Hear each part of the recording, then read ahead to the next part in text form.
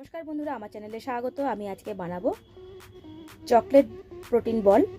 আমি তার জন্য খেজুর নিয়ে নিয়েছি 250 গ্রামের মতন, ছোটো ছোটো পিস করে কেটে নিয়েছি। আমন্ড বাদাম নিয়ে নেব, এর মধ্যে ওটস নিয়ে নেব 2 কাপের মতন।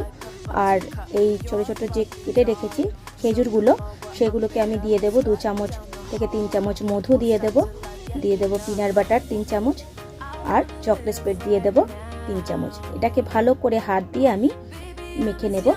আর ওটসটা কিন্তু খুবই উপকারী, যারা জিম করে, যাদের প্রোটিনটা খুবই পরিমাণে দরকার, তারা কিন্তু এই ধরনের তৈরি করে সংরক্ষণ করে রাখতে পারেন। ফ্রিজে বেশ অনেক দিন থাকে। এইভাবে করে যদি 4টে করে অন্তত বল যদি খেতে পারেন, তাহলে কিন্তু খুবই উপকারী।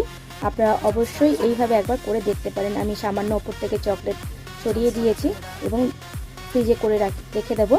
যারা যারা দেখছেন, ফলো করছেন, অসংখ্য ধন্যবাদ। যারা যারা এখনো করেননি, চটপট